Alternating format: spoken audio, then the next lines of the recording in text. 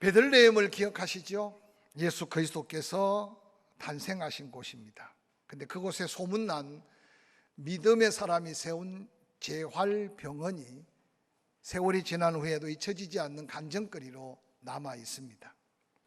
프랑스의 의학박사 학위를 받고 돌아온 에드문드 체하테라는 사람은 팔레스타인 사람인데 최초로 의학박사 학위를 받고 고향으로 돌아옵니다. 그는 3대째 기독교 가정에서 태어났고 자라납니다. 그가 프랑스에서 힘들게 의학박사 학위를 받아올 그 시점에 1967년 6.1 전쟁이라고 하는 이 팔레스타인의 엄청난 전쟁이 일어납니다. 그래서 베들레헴에 살고 있던 기독교인들은 혼란한 그 환란을 피해서 이웃 나라로 이주를 가고 이민을 떠날 때 이 에드문드 체하테도 그곳을 떠나려고 했다고 합니다. 그런데 그 아버지가 에드문드 체하테를 불러놓고 너마저 떠나면 여기 병들고 지친 형제들을 누가 돌보겠느냐. 그 아버지의 음성이 갑자기 하나님의 거룩한 부담으로 그의 마음을 사로잡았다고 합니다. 그래서 다 떠나가지만 이 에드문드 체하테는 그곳에 자그마하게 병원을 세우고 전쟁통에 엄청난 고통받는 이웃들을 계속 치료해 가면서 오늘날 베들레헴 재활병원으로 역사의 한 장면을 남겨놓고 있습니다. 오늘 에드문드 체하테 그가 아버지께로 들었던 그 말 한마디, 너마저 떠나면 여기에 병들고 굶주리며 고통받는 이웃들 누가 돌보겠느냐. 그는 그 말이 하나님의 음성으로 들어 그 말씀에 순종해서 자기 가진 모든 것을 그곳에 쏟아부어 아름다운 병원을 세워가며 섬겼던 역사의 한 일꾼으로 소개됩니다. 사명이란 무엇일까요? 하나님의 음성에 귀 기울이고 예수 그리스도께서 원하시는 그 일에 자기 목숨까지 기꺼이 걸만한 그 일을 위해 생애를 바친 믿음의 사람들을 가르쳐 사명자라 그렇게 소개하고, 사명자의 삶의 흔적 속에 나타난 그들의 땀, 그들의 눈물, 때로는 그들이 흘린 피는 역사 속에 위대한 복음의 증거로 남아있는 것을 볼 수 있습니다. 감람산에 부활하신 예수 그리스도의 성천을 목격하고 감격 속에 어찌할 바를 모르는 제자들과 몇몇 믿음의 사람들, 그런데 그들이 하늘을 물끄러미 바라보고 있을 때 하늘로부터 음성이 들립니다. 보고 있는 그 모습 그대로 너희들도 예수 부활, 내 부활, 신앙을 고백할 때 그 부활을 목격하게 될 것이고, 또한 그 주님은 때가 되면 다시 오실 것이라고 약속합니다. 부활하신 몸으로 그들을 위로하고 함께했던 예수님은 그들 곁을 떠나서나 제자들은 이전과 같이 불안하고 초조한 모습이 아니었습니다.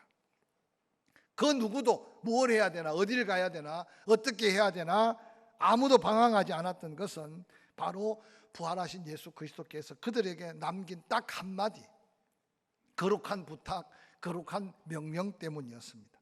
사도행전 1장 4절 5절은 이렇게 기록합니다. 사도와 함께 모이사 그들에게 분부하여 이르시되 예루살렘을 떠나지 말고 내게서 들은 바 아버지께서 약속한 것을 기다려라. 요한은 물로 침례를 베풀었으나 너희는 몇 날이 못되어 성령으로 침례를 받으리라 라고 말씀하신 말씀 때문이었습니다. 이전에 수없이 예수님과 동행하며 기적의 떡을 먹고 기적의 역사를 바라보았지만 부활하신 예수님을 만나기 전에 제자들은 두려움에 사로잡혔고 뿔뿔이 도망갔습니다. 그런데 예수님 부활하셔서 그 제자들을 하나하나 다시 모아서 이제는 예루살렘을 떠나지 말아라.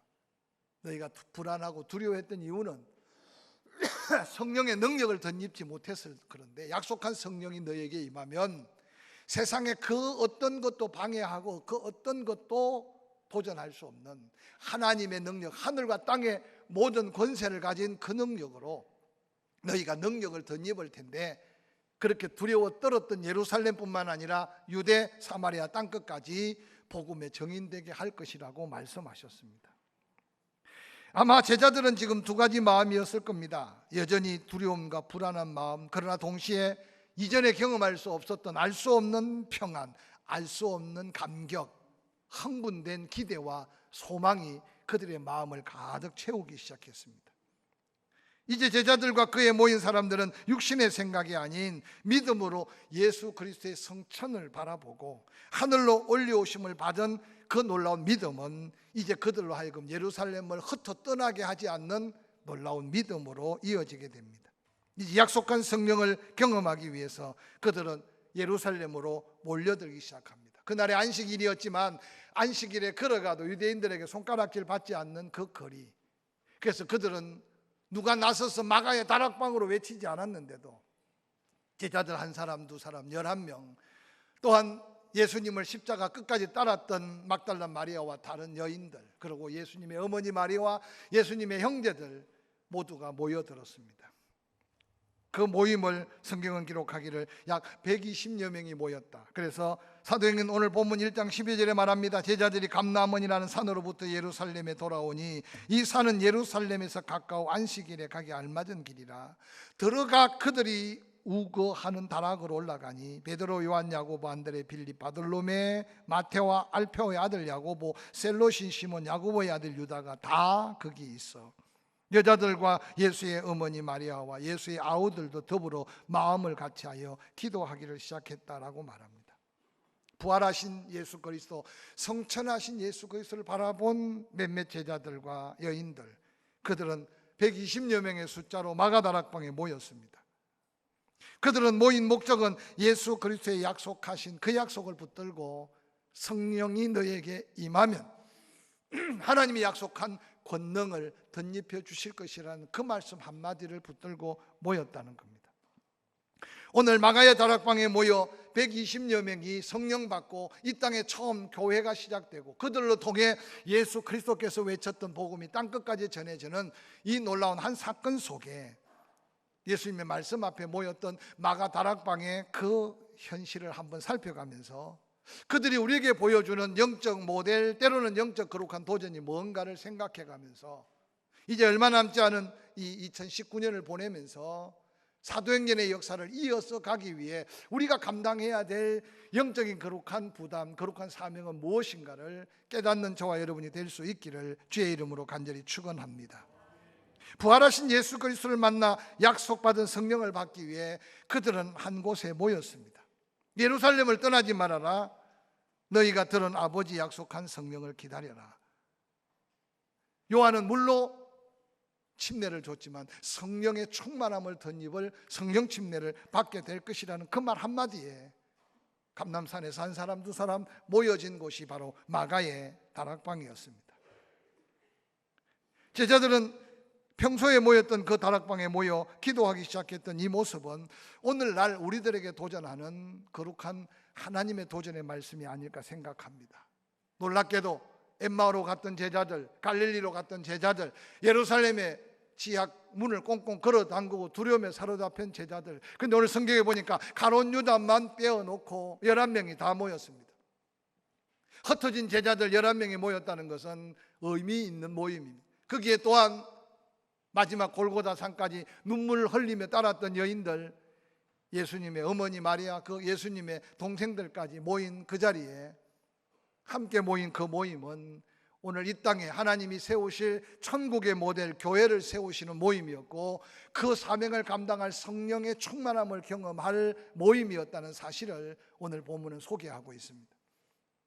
훗날 믿음의 사람들이 신구약 성경을 어루만져가며 함께 고백했던 게 모이기를 피하는 어떤 사람들의 그 모임의 유혹에 빠지지 말아라.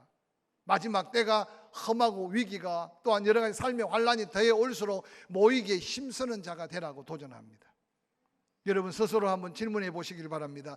여러분 중요한 모임에 그 모임의 자리에 여러분이 그 자리를 지키는 것이 얼마나 축복이며 사명의 시작인지를 한번 기억해 보시길 바랍니다. 사랑하는 성도 여러분, 이 땅에 살면서 그리스도인으로서 가장 근본적인 게 뭐겠어요? 하나님이 만나고자 하는 거룩한 주일날 예배의 자리에 여러분 그 자리의 소중함을 끊임없이 기억하고 사시기를 주의 이름으로 간절히 축원합니다. 그러므로 아무리 바빠도 아무리 힘들어도 아무리 스케줄이 겹쳐도 때로는 아무리 아파도 하나님 앞에 하나님을 만나고 하나님께 감사하며 영광 돌릴 감격의 예배의 자리를 여러분 생명같이 여기며 그 자리에 모인 그 자리가 하나님의 놀라운 하늘 문이 열리고 하나님의 역사가 나타나는 축복의 자리로 만들어가는 복된 성도들이 될 수 있기를 주의 이름으로 간절히 축원합니다.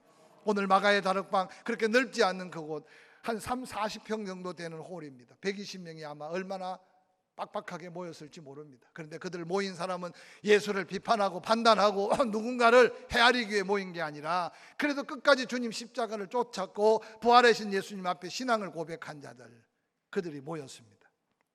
놀랍게도 모인 그곳에 하나님의 놀라운 성령의 역사, 하나님의 뜻이 이 땅에 이루어지는 놀라운 교회의 시작이었다는 사실은 얼마나 놀라운지 모릅니다. 사랑하는 성도 여러분, 오늘 제자들과 그 성도들의 아름다운 순종, 예루살렘을 떠나지 말아라 약속한 그 성령을 기다리라는 그 말씀 앞에 순종했던 그 모임의 자리에 하나님의 약속한 놀라운 은혜의 역사가 임했습니다. 이어서 본문 1장 13절에 들어가 그들이 유하는 다락방에 올라갑니다. 베드로, 요한, 야고보, 안드레, 빌립, 도마와 바돌로메, 마테와 알페오의 아들 야고보, 셀로신 시몬 야고보의 아들 유다가 다 거기 있어. 11명의 제자, 사명 있는 자들 그 자리를 지켰습니다.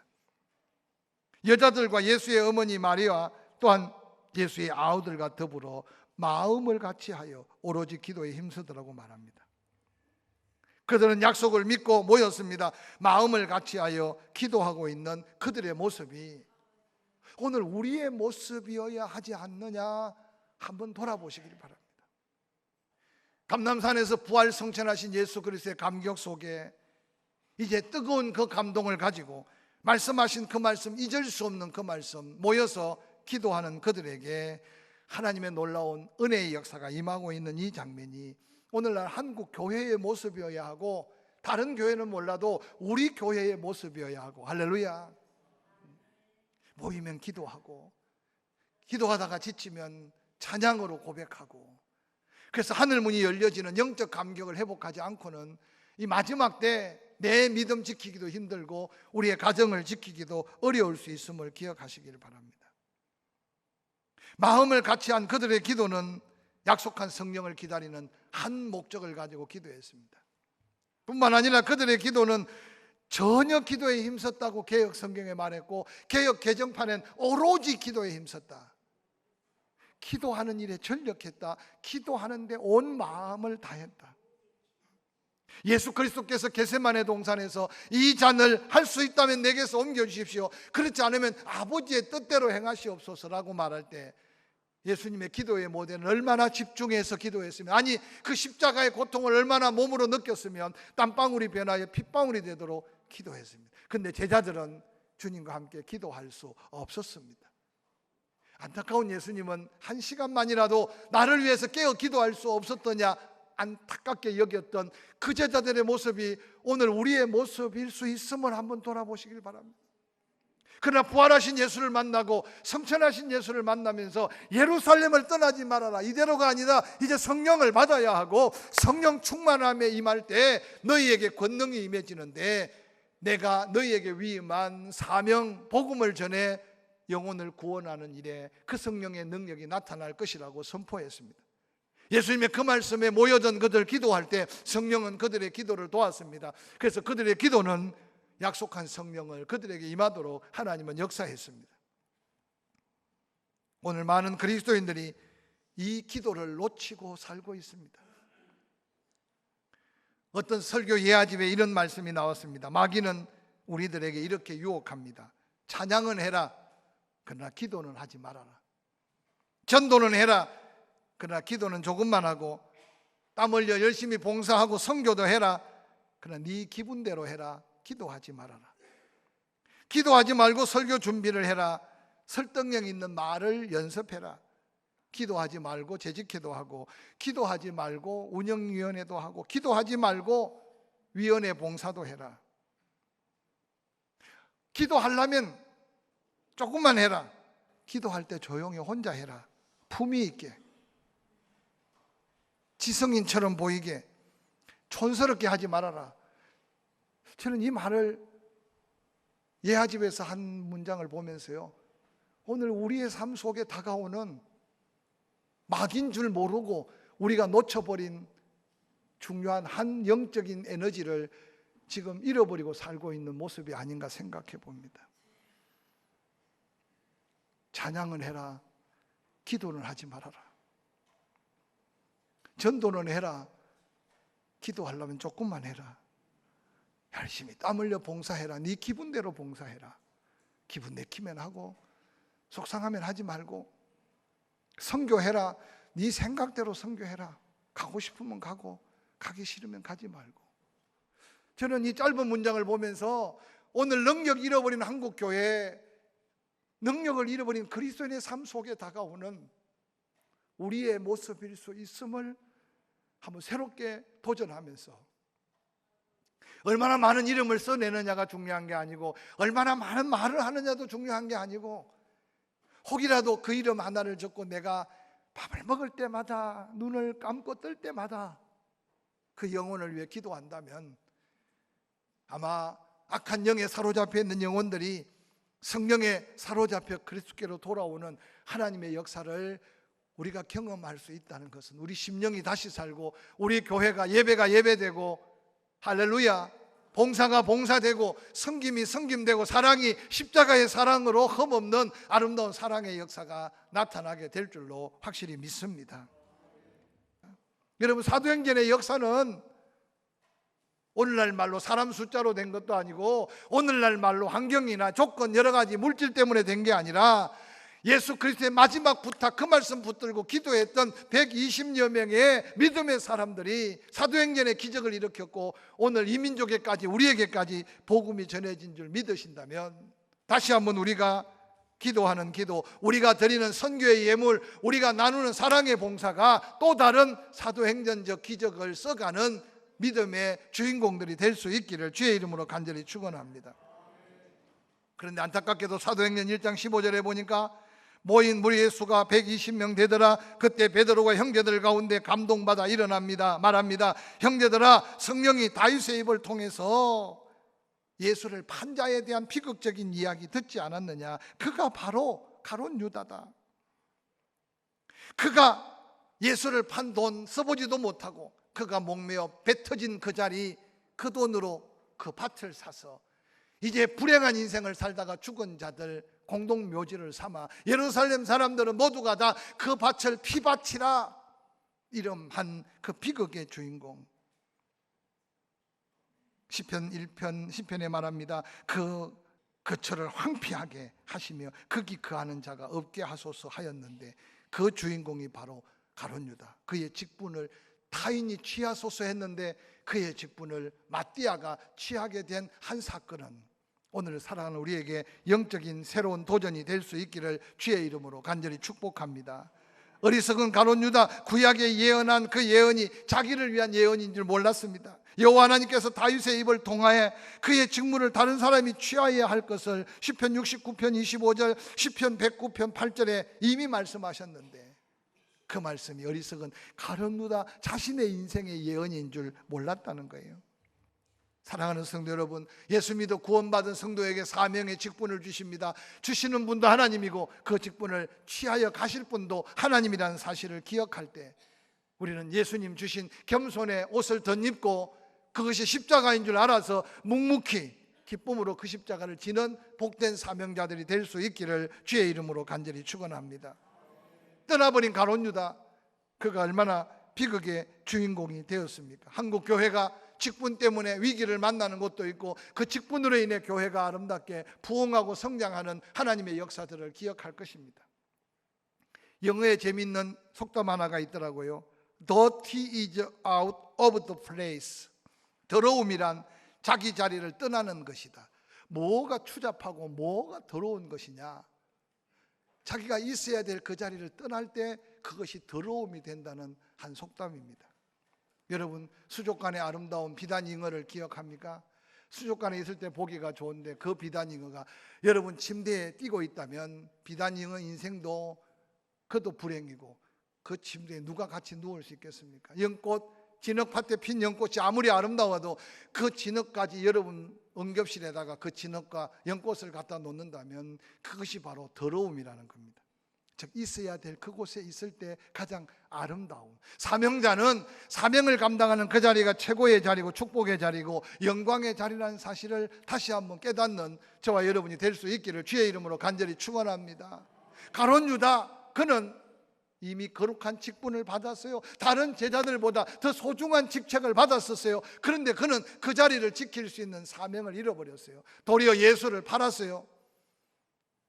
회개할 기회를 주었지만 그는 회개하지 못하고 자기 목을 메고 죽었어요. 줄이라도 좀 튼튼한데 매지. 줄이 끊어져서 배가 바위에 터져서 창자가 터져 피를 토한 그 자리가 온 예루살렘 하나님의 말씀이 선포되는 곳곳에 피밭, 그 거처가 황폐되어 가룟 유다와 같은 인생을 사는 사람들이 그곳에 묻혀서 비극의 현장으로 오늘까지 예루살렘 역사의 현장에 남아있어요.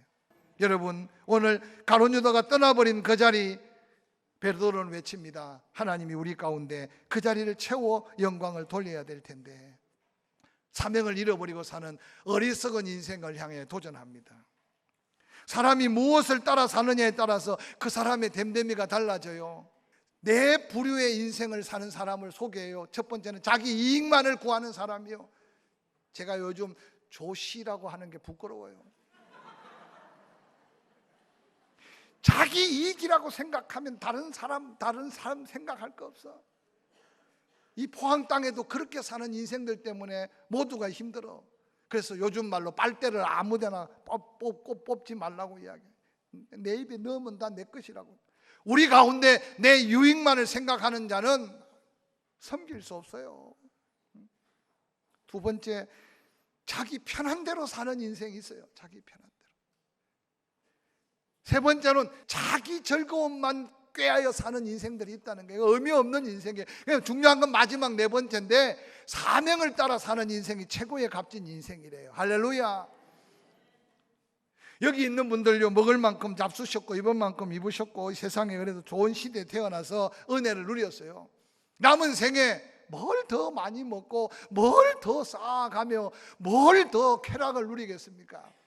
이제라도 크든 작든 사명의 크기와 관계없이 하나님의 영광이 되고 이웃에게 보람이 있고 자손들에게 부끄럽지 않는 사명에 붙들리는 인생이 되기를 주의 이름으로 간절히 축원합니다. 오늘 본문에 보니까 베드로가 일어납니다. 우리가 침례 요한으로부터 침례받고 예수 그리스도께서 부활 성천하는 그날까지 예수께서 우리 가운데 출입하실 때 항상 우리와 함께 다니던 사람 중에 한 사람 가룟 유다를 대신하여 또 사람을 뽑자. 그가 예수 부활을 정인할 정언자가 될 것이다. 그래서 그들이 인간적으로 뽑아질까 봐 두 사람을 선택합니다. 바사바라고도 하고 유소도라고 하는 요셉과 마띠아라는 사람을 뽑아서 제비를 뽑습니다. 그리고 기도합니다. 하나님, 우리 생각이 아니라 하나님의 마음에 합한 사람을 뽑게 해 주옵소서. 여러분, 가룟 유다를 대신하여 뽑힌 마띠아, 그는 사명의 부름을 받았고 하나님의 완전수, 하나님의 숫자 12명에 한 명 모자란 11명, 그들이 모였으나 한 사람을 더 보충해서 함께 기도할 때 그곳에 임한 성령은 자랑스러운 이 땅의 하나님의 나라 예루살렘 교회가 세워지게 되고 그들을 통해 전하는 복음은 능력의 복음이었고, 기도하지 못했던 그들이 이제 기도할 때 안전병이가 일어나고, 기도하지 못했던 그들이 기도할 때 하루에 3,000명 5,000명 회개하는 역사가 바로 사도행전의 역사, 성령의 역사, 하나님의 약속한 권능의 역사임을 기억하시기를 주의 이름으로 간절히 축원합니다. 이 연휴 기간을 보내면서 이 말씀을 다시 한번 또 들어가면서, 하나님, 나의 인생의 새로운 사도행전, 우리 교회가 새로운 사도행전의 역사를 쓰게 해 주옵소서. 할렐루야. 그래서 오늘 이 기도의 놀라운 승리의 역사, 하나님의 부름받은 사명자의 삶의 역사가 우리의 새로운 하나님의 축복의 역사로 이어지기를 주의 이름으로 간절히 축원합니다.